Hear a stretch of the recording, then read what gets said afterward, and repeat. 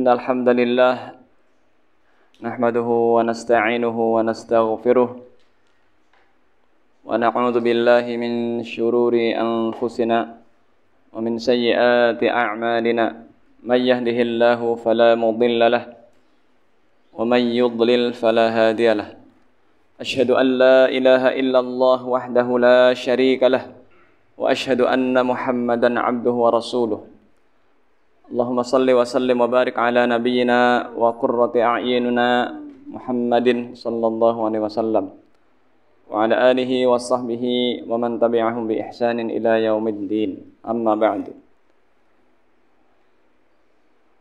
أيها الإخوة الكرام رحمنا وإياكم. Mari kita bersyukur pada Allah Subhanahu wa taala pada kesempatan pagi hari ini di masjid yang kita cintai ini. Allah Subhanahu wa taala masih memberikan kepada kita kesempatan untuk menuntut ilmu syar'i, yaitu ilmu tentang fikih ibadah dengan kitab Al-Wajiz fi Fiqhi Sunnah wal Kitabil Aziz. Semoga kita semuanya diberikan kemudahan untuk memahami ilmu yang akan kita bahas bersama-sama. Pada pembahasan yang lalu kita telah membahas tentang macam-macam najis. Betul Pak ya? Nulis nggak Pak? Sampai apa kemarin Pak?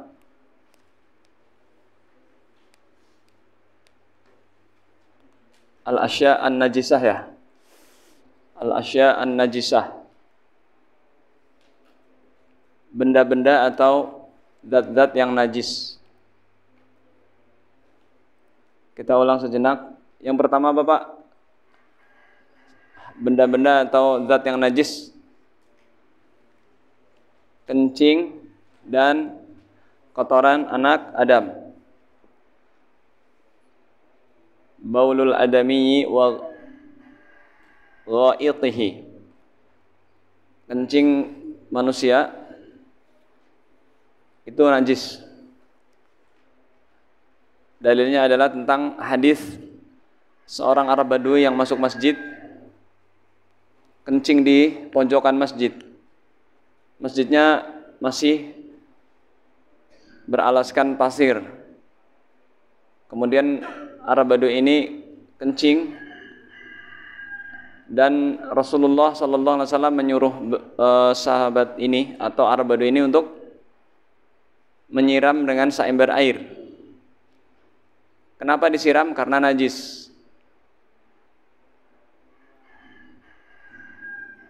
Oleh karena itu, hati-hatilah kita dalam urusan kencing.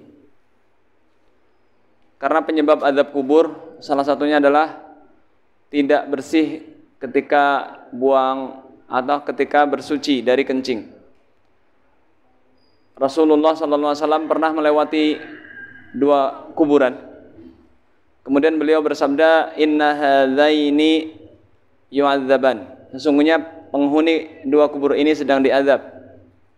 Amma ahaduhuma fakana la yastanzihu minal baul. Adapun yang pertama, dia tidak bersuci setelah buang air kecil. Tidak menjaga diri dari cipratan air kencing dan juga tidak cebok sama sekali. Langsung dimasukin lagi. Banyak yang seperti ini. Maka ini adalah penyebab azab kubur. Karena kalau orang tidak bersuci maka sholatnya tidak akan benar. Dan yang kedua adalah ghaid, kotoran manusia, najis.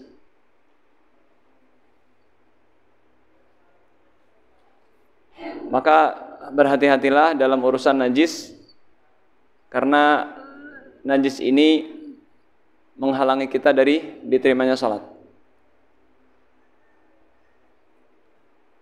Kemudian yang ketiga adalah madhi. Madhi itu ma'un abyadu raqiqun lazij. Cairan yang putih encer, dan agak menempel. Itu keluar ketika kita bersyahwat. Maka hati-hatilah ketika kita mau sholat, kita harus mengecek apakah kita keluar madhi apa tidak. Kalau kita merasa keluar madhi, maka harus dibersihkan dan harus wudhu lagi. Adapun wadi itu cairan yang keluar sisa dari air kencing. Madhi dan wadi najis. Maka hati-hatilah bagi siapa saja yang keluar madhi atau masih keluar wadi setelah air kencing belum tuntas, jangan langsung dia sholat, dibersihkan dulu. Caranya dengan dipastikan benar-benar dan supaya kita mengecek secara benar-benar. Kemudian yang kelima, kotoran hewan yang tidak halal dimakan. Semua hewan yang tidak boleh dimakan, kotorannya najis. Babi, anjing, cicak,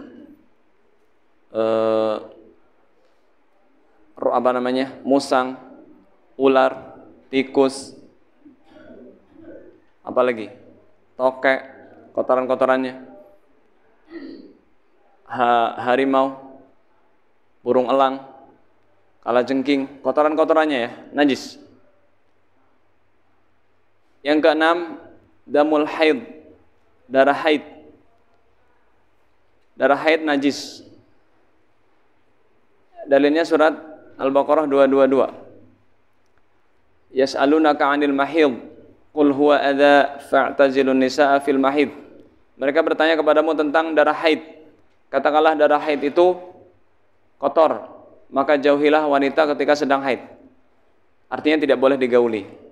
Yang ketujuh adalah air liur anjing. Air liur.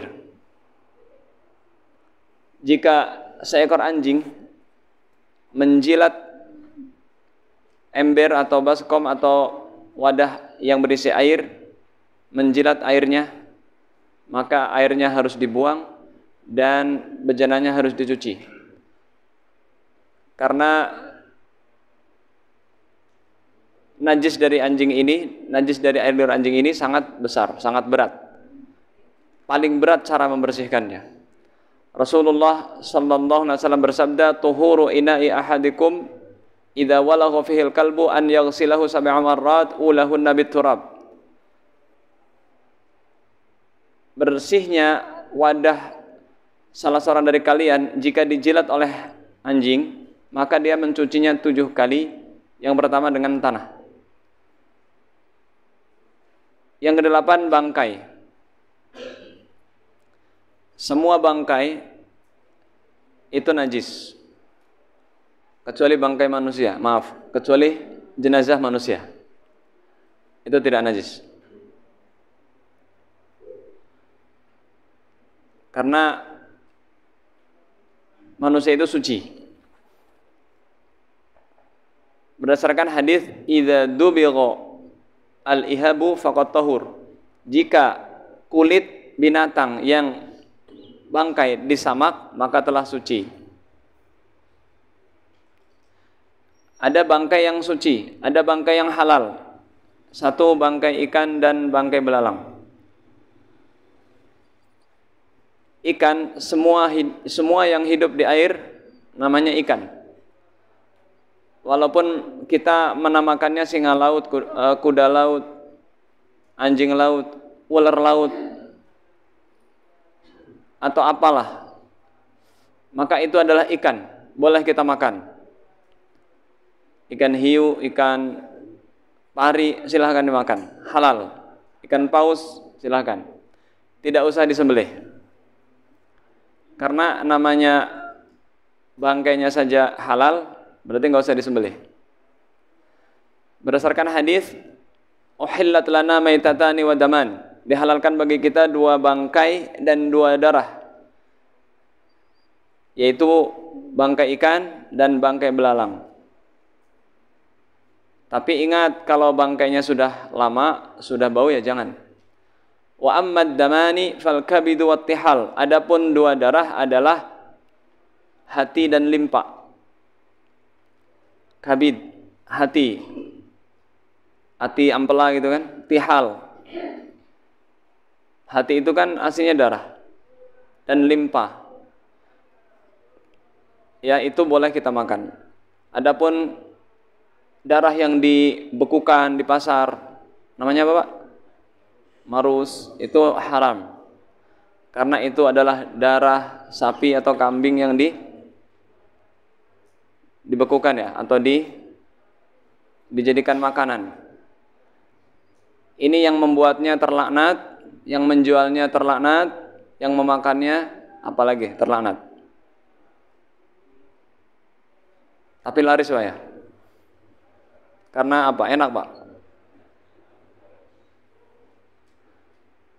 Inilah Pak, manusia banyak yang tidak paham atau nekat. Padahal darah itu haram. Innama harrama alaikumul maitah. Sesungguhnya diharamkan bagi kalian bangkai, waddam, dan darah, walahmal khinzir, dan daging babi, wa ma uhilla bihi li ghairillah, dan semua yang disembelih tidak menyebut nama Allah Subhanahu wa taala. Yang kedua, binatang yang bangkainya suci, binatang yang tidak mengalir darahnya, seperti lalat, lebah, semut, kecoa, itu kan nggak punya darah, nggak mengalir maksudnya, maka itu halal. Dari mana tahu halal? Rasulullah sallallahu alaihi wasallam bersabda, "Idza waqa'a dzubab fi ina'i ahadikum falyaghmishu kullahu thumma liyatrahu fa inna fi ihda janahaihi da'un wa fil akhar shifaa'un." Jika lalat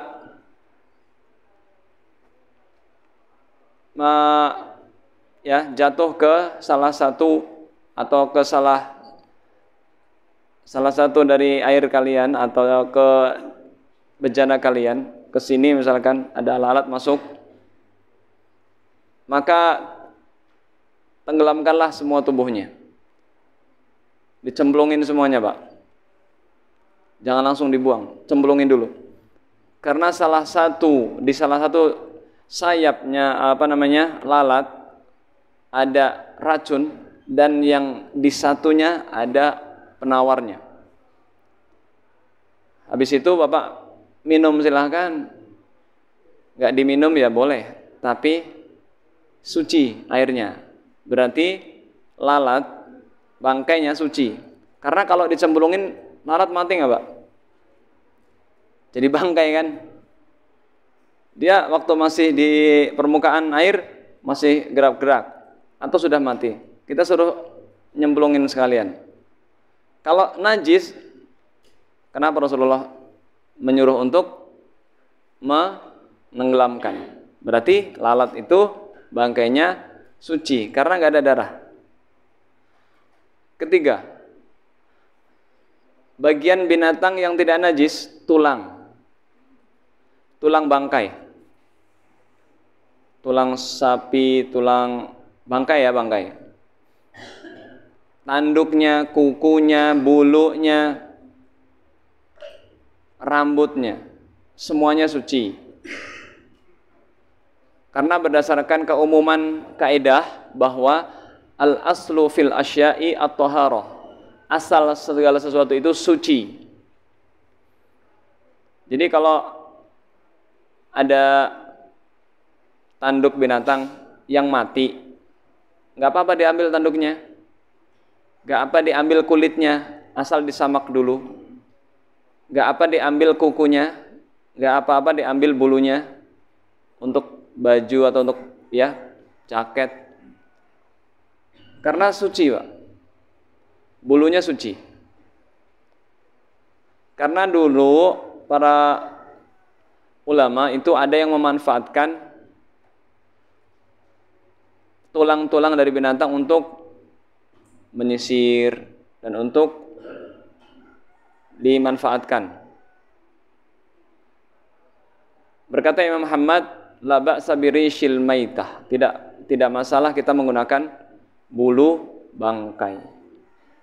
Sekarang kita akan bahas kaifiyatu tathirin najasah. Tata cara mensucikan najis. Ketahuilah sebagaimana Allah Subhanahu wa taala mengkhabarkan kepada kita macam-macam najis,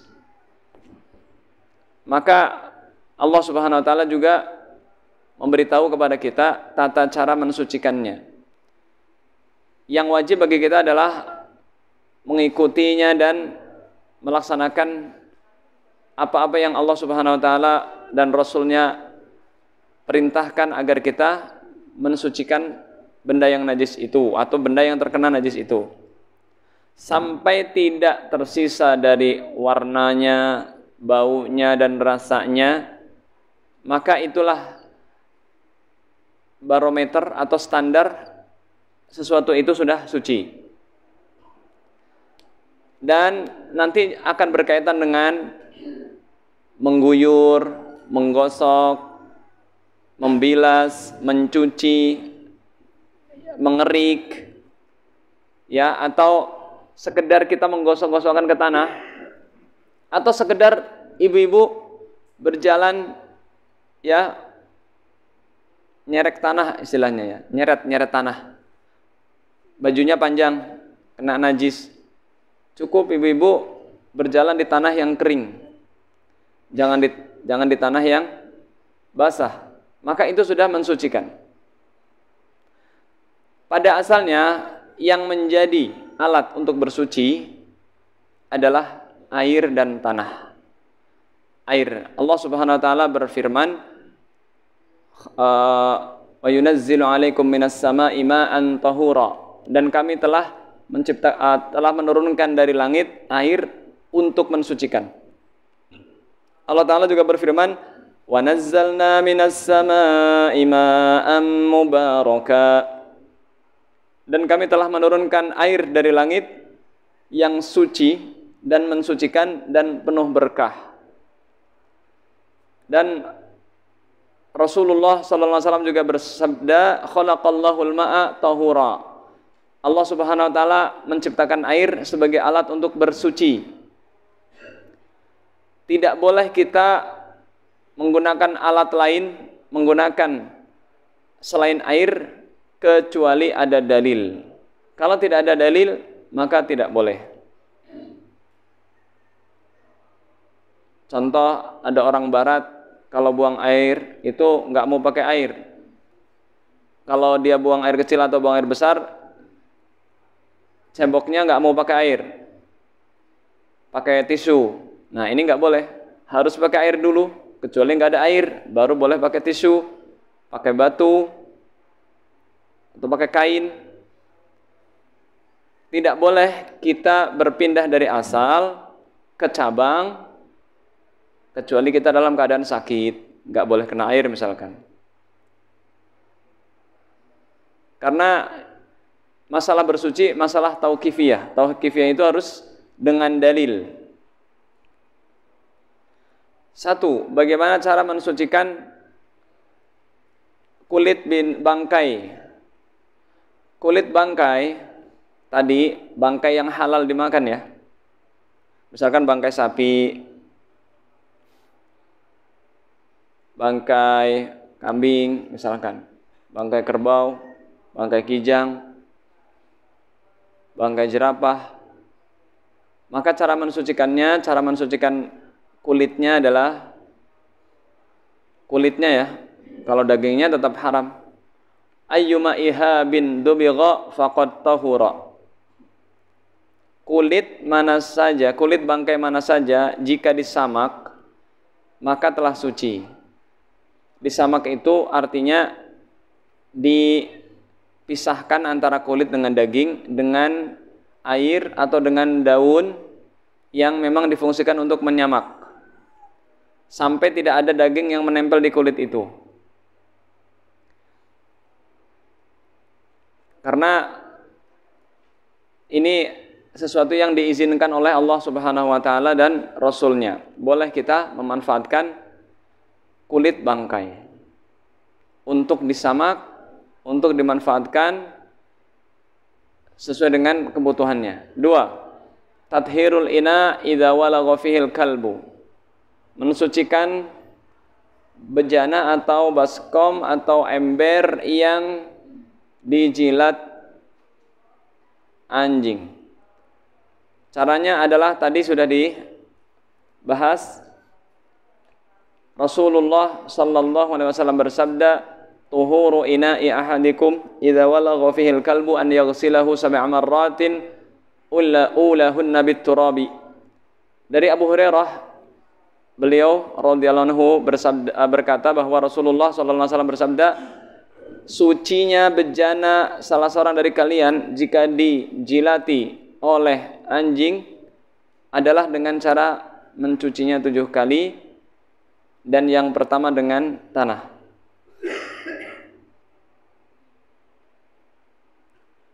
Ini adalah mukjizat dari Rasulullah sallallahu alaihi wasallam.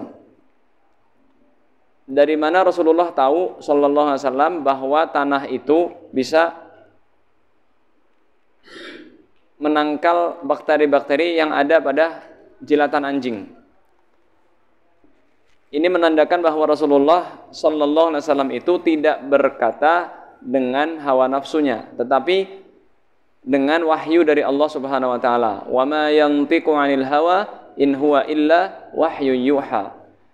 Nabi Muhammad sallallahu alaihi wasallam tidak bersabda, tidak berkata dengan hawa nafsu beliau atau dengan murni dari beliau, akan tetapi wahyu yang Allah wahyukan kepada beliau. Maka kita cucilah dengan tanah. Kecuali nggak ada tanah, misalkan kita di daerah yang susah mencari tanah, ya sudah pakai deterjen pengganti tanah. Di zaman Rasulullah kan belum ada deterjen, dan kalau memang deterjen ini terbukti bisa menetralisir atau bisa mematikan bakteri-bakteri, virus-virus yang ada pada jilatan anjing itu, para ulama membolehkan. Tetapi pada asalnya tanah. Pertama dengan tanah. Kenapa? Karena di dalam jilatan anjing ini banyak bakteri-bakteri yang berbahaya bagi tubuh manusia. Makanya Pak, Islam itu sangat menganjurkan kebersihan. Sebelum ada prokes, sebelum ada apa yang sekarang kita lakukan dengan mencuci tangan, dengan apa Pak? 3M ya? Apa tuh 3M? Mencuci tangan, memakai masker, menjaga jarak. Apa-apa lagi? Ada 5M juga.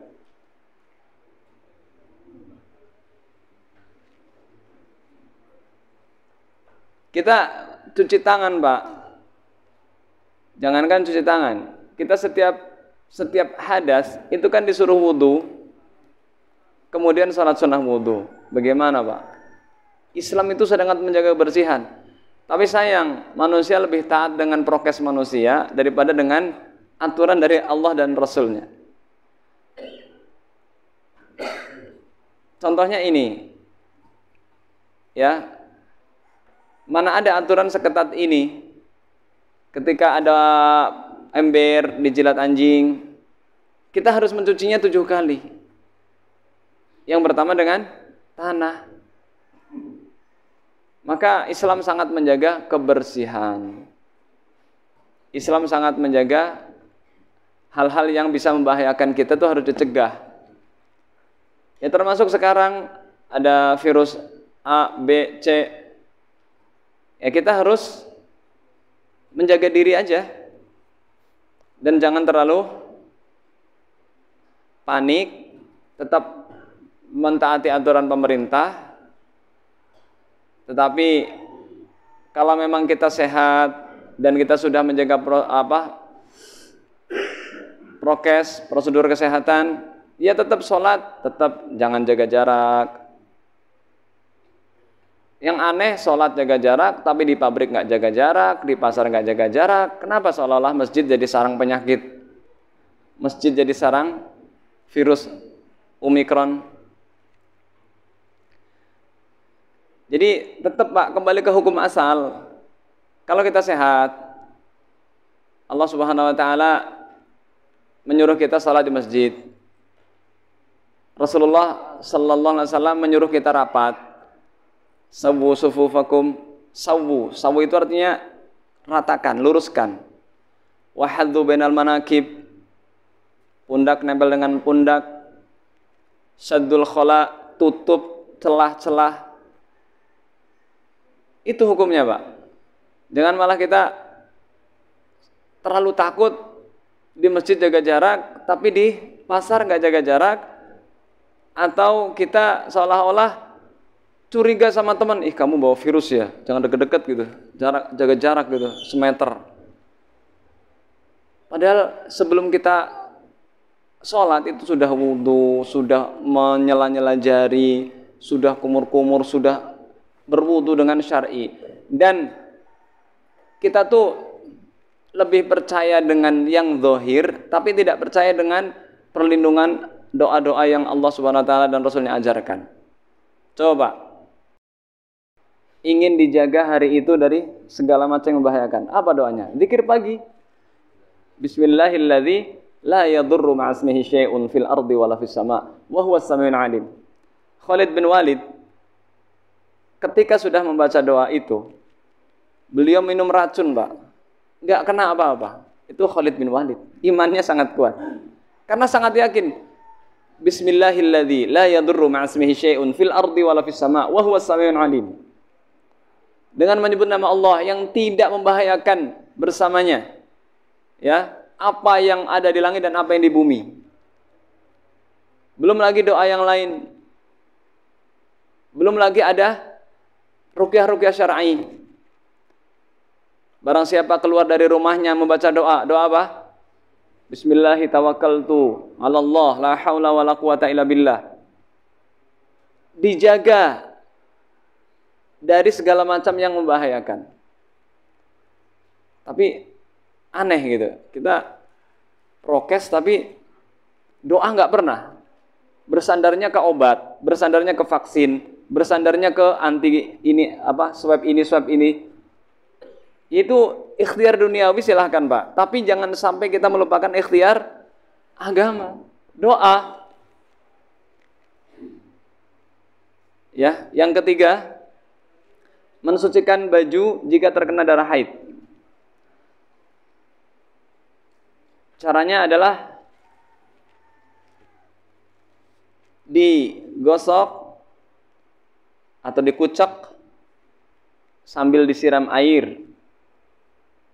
Kemudian diperes ya. Peres. Setelah itu sholat.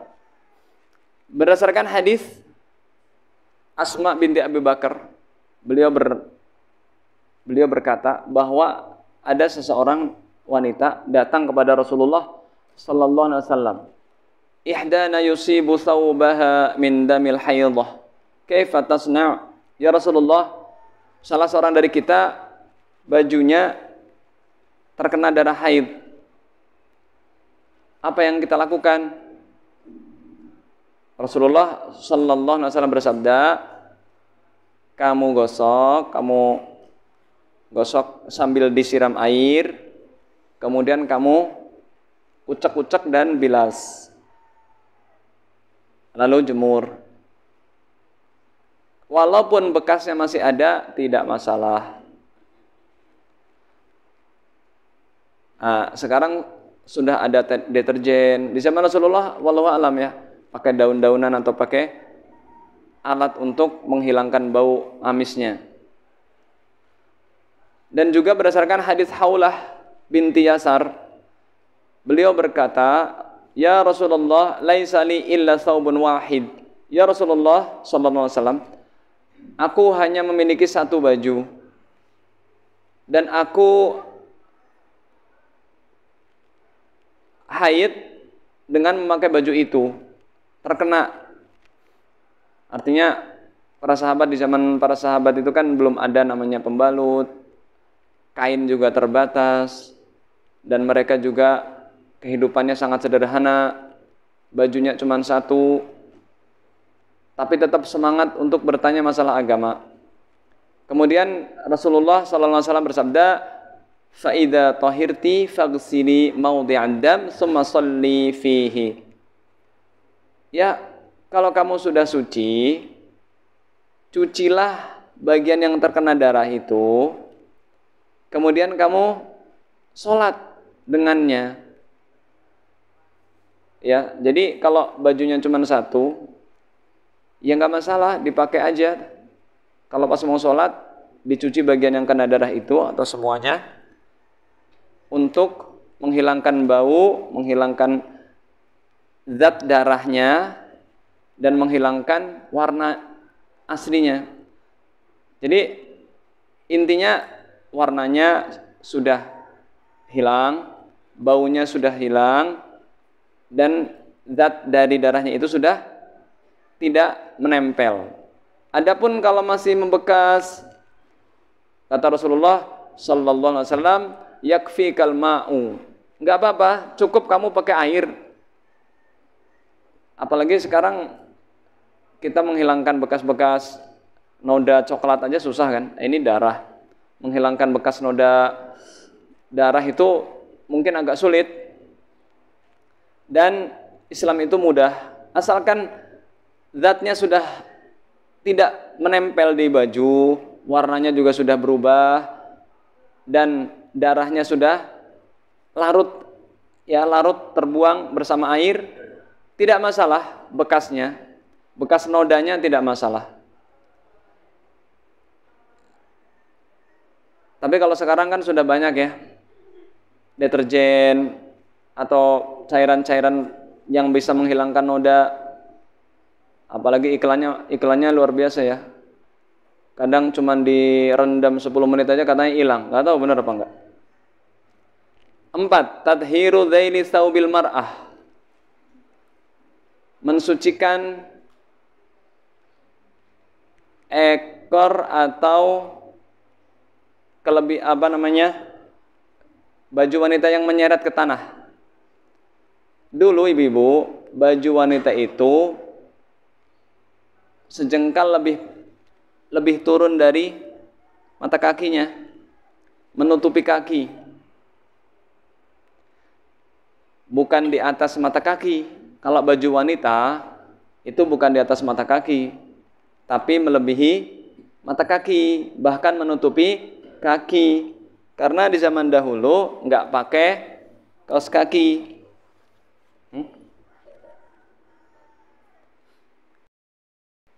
Jadi ibu kalau beli baju kurung, usahakan yang panjang. Karena lebih menutup kaki, karena kaki itu aurat. Seluruh tubuh wanita aurat kecuali muka dan telapak tangan. Jadi kaki ini harus ditutup. Keluar rumah, beli sayur, belanja, jemur baju di luar, pokoknya harus tutup kaki. An ummi walad li Ibrahim ibni Abdurrahman ibni Auf anha salat Umma Salamah. Dari Ummi Walad, beliau bertanya kepada Ummu Salamah, istri Nabi, "Inni imra'atun utilu dhaili." Aku wanita yang bajuku aku panjangkan sampai nyeret tanah, nyeret ke terkena tanah. Wa amshi fil makanil qadar, dan aku berjalan di tempat yang ada najisnya. Kemudian Ummu Salamah berkata, Nabi Muhammad sallallahu alaihi wasallam bersabda, yutahhiruhu ma ba'dahu. Tanah yang setelahnya membersihkan kotoran atau najis yang sebelumnya. Jadi ibu kalau bajunya itu menyentuh najis, entah kotoran apa ya, misalkan Di tanah kan kita nggak tahu lah, banyak benda-benda najis lah. Maka yang setelahnya mensucikan apa yang tadi terkena najis. Asalkan ibu setelah terkena najis, jalan di tempat tanah yang bersih. Sangat mudah. Kecuali di zaman Rasulullah itu kan tanahnya itu pasir, kering. Jadi tanah ini sebagai pensuci dan tidak lengket ya, tidak lengket ke baju. Tapi kalau lengket ke baju, ibu-ibu harus cuci. Ya, jadi ada catatannya, ada perinciannya. Makanya ibu-ibu sebelum sholat dicek dulu bajunya. Dan harus dipastikan tidak ada najis. Karena sahabat ini, istri sahabat ini atau sahabiah ini mengecek, ternyata baju saya ketika saya berjalan di tempat yang najis. Dia tahu bahwa bajunya ini kena najis. Bagaimana caranya? Nah, kan tanah itu ya macam-macam ya. Ada yang tanahnya itu gembur, ada yang tanahnya berupa pasir, ada yang tanahnya lengket itu kan. Maka harus dipastikan ada nggak najis di situ. Karena di zaman Rasulullah Sallallahu Alaihi Wasallam, ya di situ juga banyak kotoran anjing. Karena di zaman Rasulullah juga ada anjing-anjing yang hidup.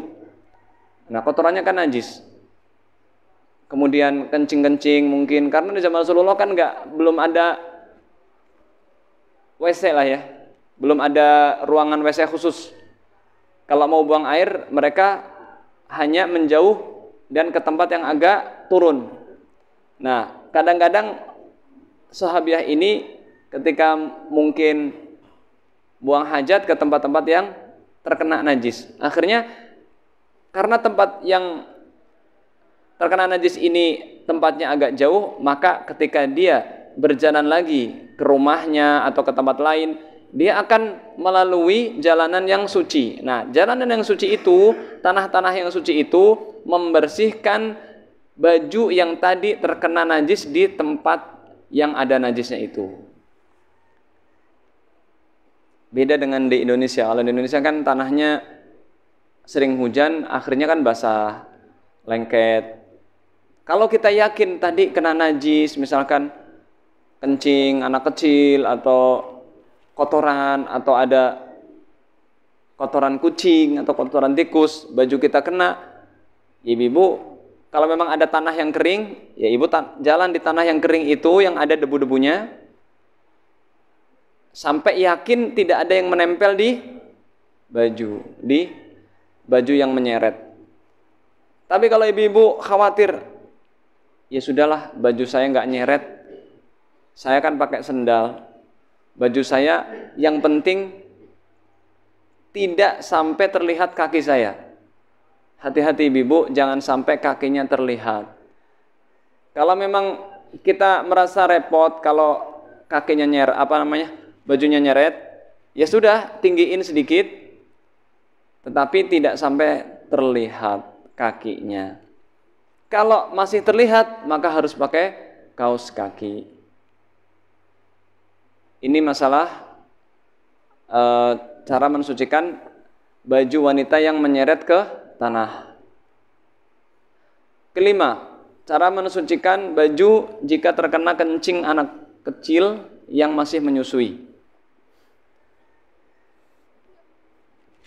Dari Ibnu Samah, asistennya Rasulullah Sallallahu Alaihi Wasallam, beliau berkata bahwa Nabi Muhammad Sallallahu Alaihi Wasallam bersabda, dari Abi Samah, yughsalu min baulil jariyati wa yurashu min baulil ghulami.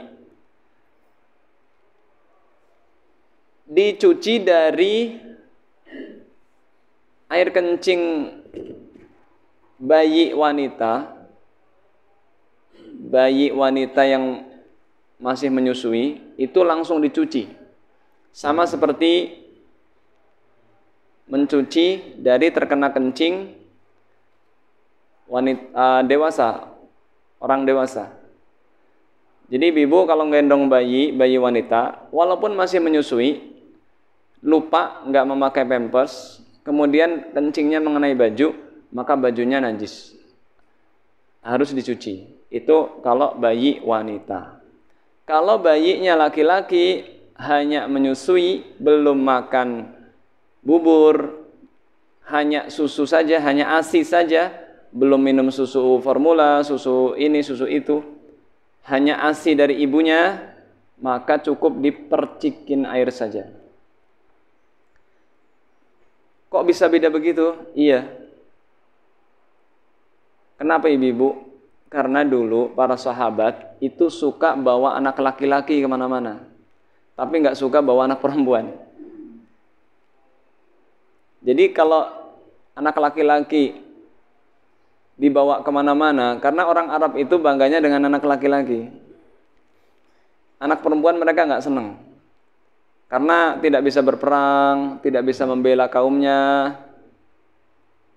Tetapi ini adat jahiliyah ya, kita tidak boleh meniru. Kita sebagai seorang muslim harus senang, mau laki-laki mau perempuan itu anak, rezeki dari Allah. Ini adat jahiliyah. Orang jahiliyah itu nggak senang anak perempuan. Akhirnya kemana-mana itu yang dibawa laki-laki. Nah, dan ini masih terbawa ke sebagian kaum muslimin, kemana-mana bapaknya ini kalau kemana-mana itu bawa anak laki-laki. Ini anakku, ini anakku. Nah, di zaman dulu kan nggak ada pampers. Jadi kalau kencing masih menyusui, belum makan atau minum yang lain, maka cukup dipercikan saja. Karena repot kalau suruh nyuci terus baju kita nanti kena ompol terus, dicuci terus, akhirnya basah semua kan. Tapi cukup dipercikan saja dengan air.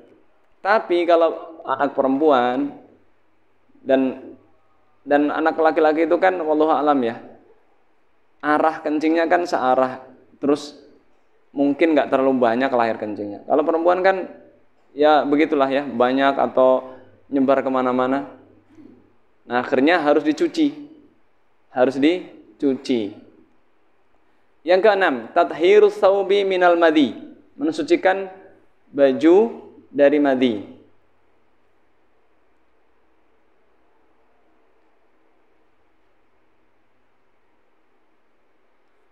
Bagaimana cara mensucikan celana kita atau baju gamis kita atau celana dalam kita atau kain kita yang terkena madhi? Maka kita, kata Rasulullah sallallahu alaihi wasallam, yakfika an ta'khudha kaffan min ma'in fatandahu bihi thawbaka. Cukup kamu mengambil ya air dengan telapak tangan dan engkau menyiramkannya ke bajumu. Artinya kita cukup ambil pakai satu telapak tangan, kita siramkan ke baju yang terkena madhi. Yang penting sudah terkena air, tidak masalah.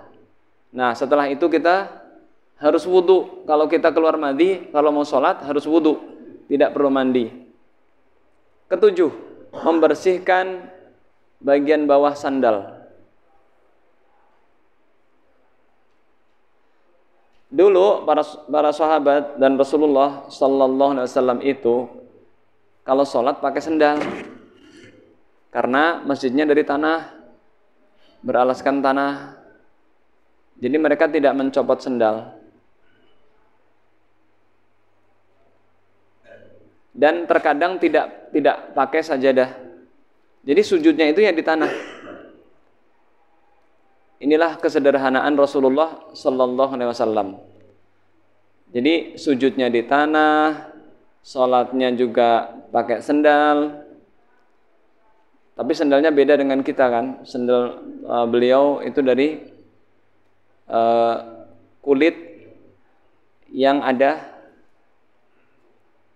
bentuknya, ya silahkan kita searching aja di Google bagaimana sendal para sahabat dan Rasulullah sallallahu alaihi wasallam yang disimpan oleh keturunan-keturunan beliau sallallahu alaihi wasallam. Bahkan dulu para sahabat itu banyak yang menyimpan rambut Rasulullah sallallahu alaihi wasallam. Di antaranya Khalid bin Walid. Khalid bin Walid itu di helm perangnya, di topi perangnya itu diletakkan rambut Rasulullah sallallahu alaihi wasallam. Tabarruk.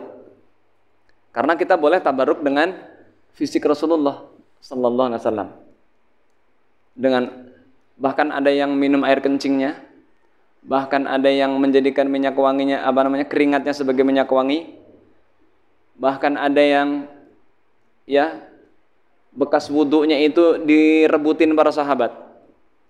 Karena berkah, Pak. Tapi itu khusus untuk Rasulullah sallallahu alaihi wasallam.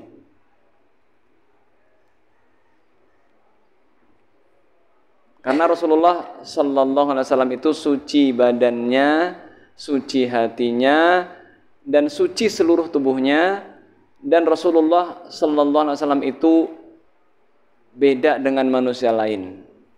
Beda dengan manusia lain.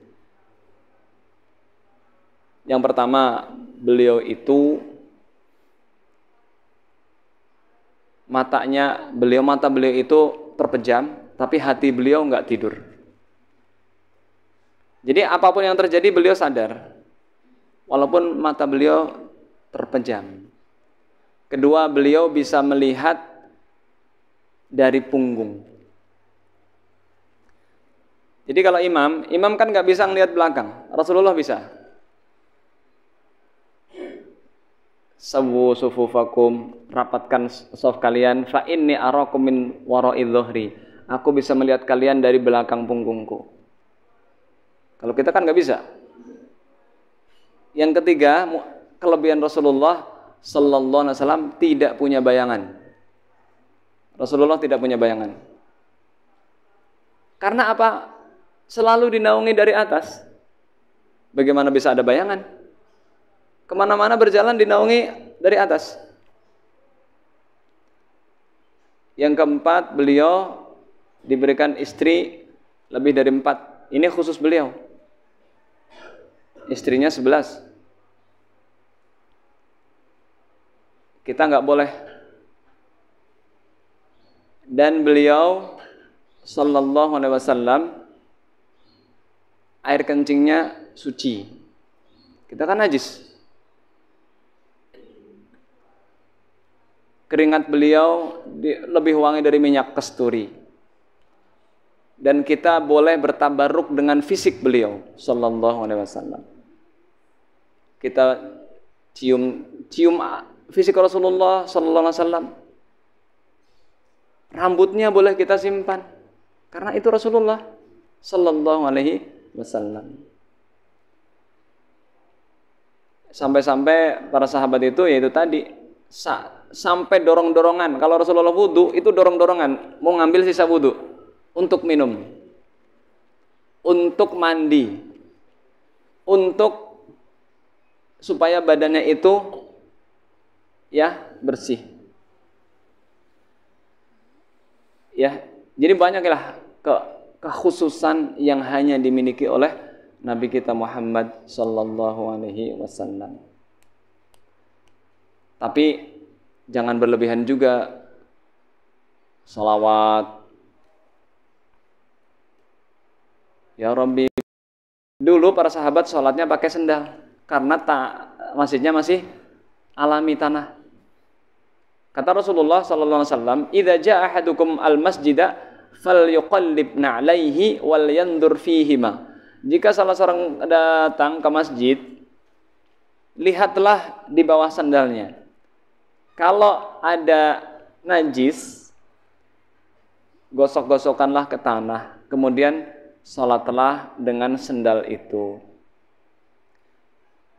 Jadi Pak, kalau kita salatnya di lapangan, Pakai sendal, Pak. Amalkan sunnah Rasulullah. Tapi kalau di masjid ya jangan. Nanti diomelin Pak Ketua.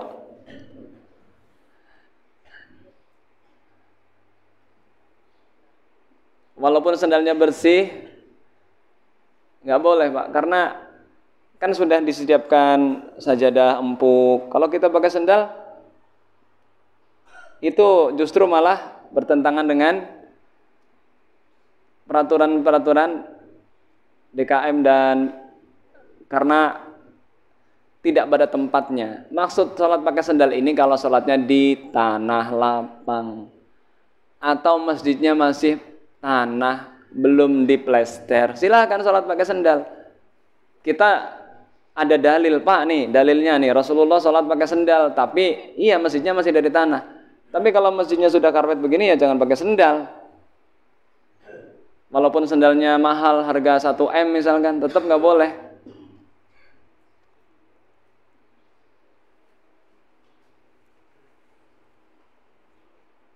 Apalagi sepatu misalkan ya, jangan.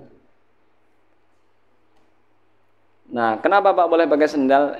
Ya, karena pertama ini sunnah ya, sunnah Rasulullah SAW sholat dengan kedua sendal. Sekali-kali amalkan, Pak. Jangan kita merasa aneh, aneh sholat pakai sendal. Nanti pas duduk tahiyat gimana? Ya sendal Bapak copot juga nggak apa-apa pas tahiyat, ntar pakai lagi pas berdiri, nggak masalah, Pak.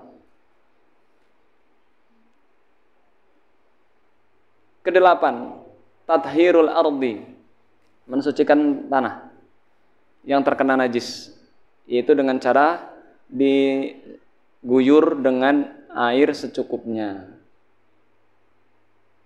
Diguyur dengan air secukupnya. Kita sampai jam 6, Pak Ketua. Udah jam 6 tuh.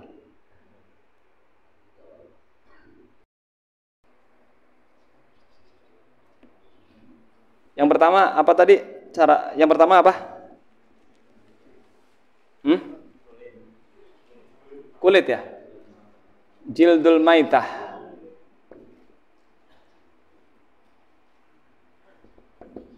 Kulit binatang. Dengan cara di apa?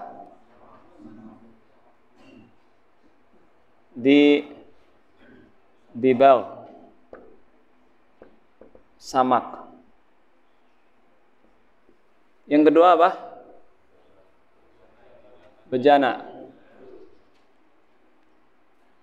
Wulughul kalbi. Jilatan gogok. Cara mensucikan jilatan anjing dengan cara apa? Cuci 7 kali. Yang pertama dengan tanah.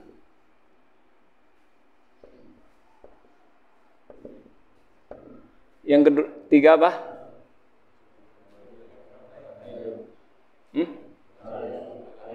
Darah haid, damul haid. Caranya deh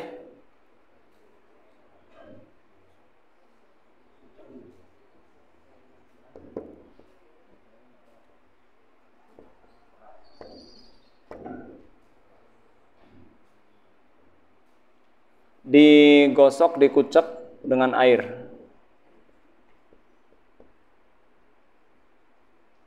Dan dibilas.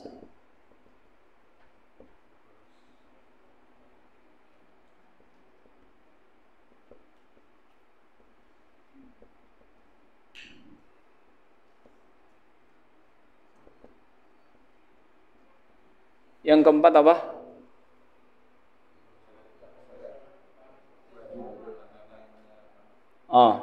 Dailil mar'ah. Baju yang menyeret ke tanah. Cara mensucinya gimana? Dengan berjalan di tanah lagi dan dipastikan tidak ada najis yang menempel.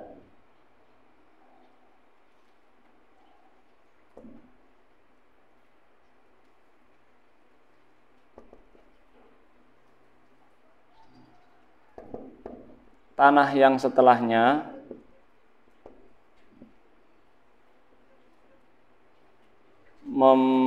mensucikan yang sebelumnya. Yang kelima apa?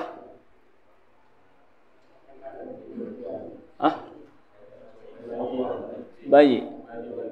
Baulil gulam, baulul gulam wal jariyah. Bayi laki-laki dan bayi perempuan. Kalau bayi laki-laki kalau bayi perempuan dicuci. Kalau bayi laki-laki dipercik.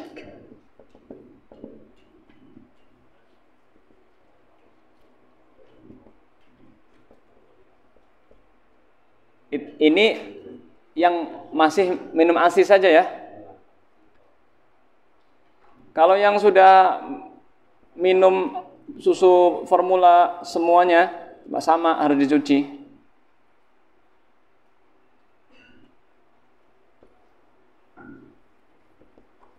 Ini tadi bayi yang hanya minum ASI, air susu ibu.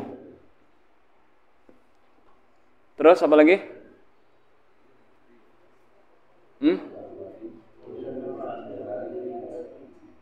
Apa? Sandal.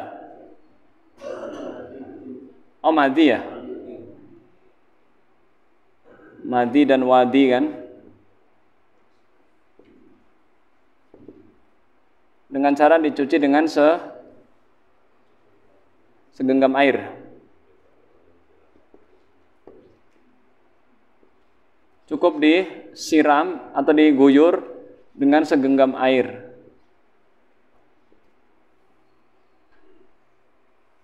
Terus tuh 2, 3, 4, 5, 6, 7 apa? Sendal ya? Digosok-gosok ke tanah.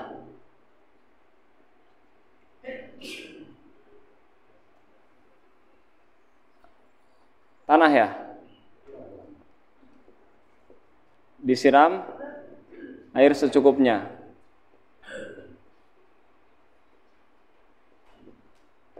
Nah, ini langsung bisa dimanfaatkan. Kemudian caranya dengan disamak. Disamak itu dipisahkan sisa-sisa daging yang masih menempel di kulit dengan daun khusus atau dengan sikat ya, sikat khusus atau dengan mesin. Wallahu a'lam lah. Wulughul kalbi yang kedua, jilatan anjing. Yang ketiga, darah haid. Yang keempat, baju yang menyeret. Yang kelima, kencing anak laki-laki dan perempuan. Yang keenam, madi dan wadi. Ketujuh, sendal. Kedelapan, tanah. Ya, itu cara mensucikannya. Semoga bisa alhamdulillahirabbil alamin. Subhanakallahumma wa bihamdika asyhadu an la ilaha illa anta astaghfiruka wa atubu ilaik. Assalamualaikum warahmatullahi wabarakatuh.